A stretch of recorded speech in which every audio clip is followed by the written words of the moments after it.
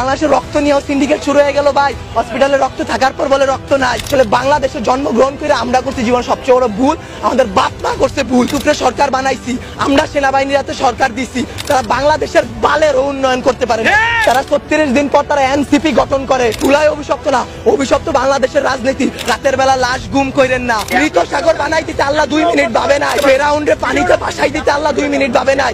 আমরা তো পাপিষ্ঠ জাতি, আমরা তো খারাপ জাতি, আমাদের ডুবাই দিত আল্লাহ 2 মিনিটও ভাববে না।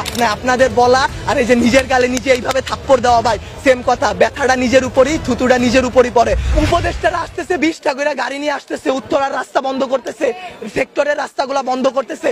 এতে যাদের যেই সন্তানগুলো আহত হয়েছে, নিহত হয়েছে, তাদের বাবা মাদের ঢুকতে দিতেছেন না আপনারা। তাদের বাবা মারা এখন পর্যন্ত খায় নাই। আমার মা শোকে শোকাহত হয়ে গেছে। আমরা 2 ভাই আসছি, আমাদের বোনরা আমরা নিয়ে গেছি।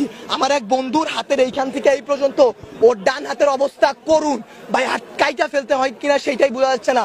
আমার ওই বন্ধুরই ছোট ভাই ক্লাস 7-এ পড়তো, ওর ঢাকা মেডিকেলে ভর্তি আছে ভাই।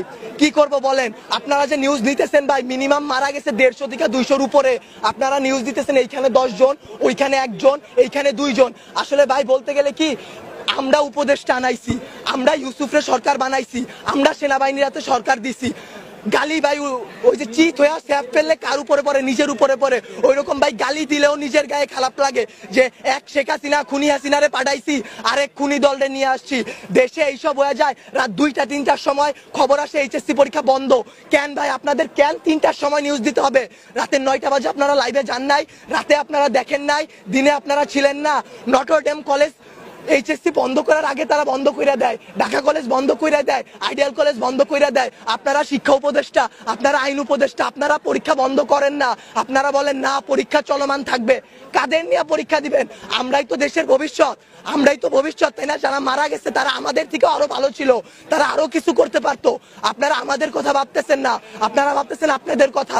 আপনাদের এইসব বলা আমার গলাটা ভাঙা ফেলা ভাই, 2টা সেম কাজ। তার কারণ কি, আপনারা কোনো নিউজই দিবেন না, সব কাটকুট করে ফেলবেন আপনারা।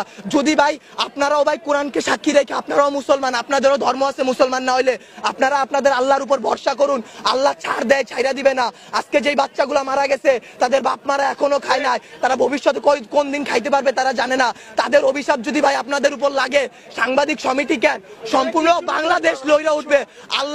আল্লাহর বিচার আপনারা দেখছেন। মৃত সাগর বানাই দিতে আল্লাহ 2 মিনিট ভাবে নাই। ফেরাউন্ডে পানিতে ভাসাই দিতে আল্লাহ 2 মিনিট ভাবে নাই। আমরা তো পাপিষ্ঠ জাতি, আমরা তো খারাপ জাতি, আমাদের ডুবাই দিত আল্লাহ 2 মিনিটও ভাববে না।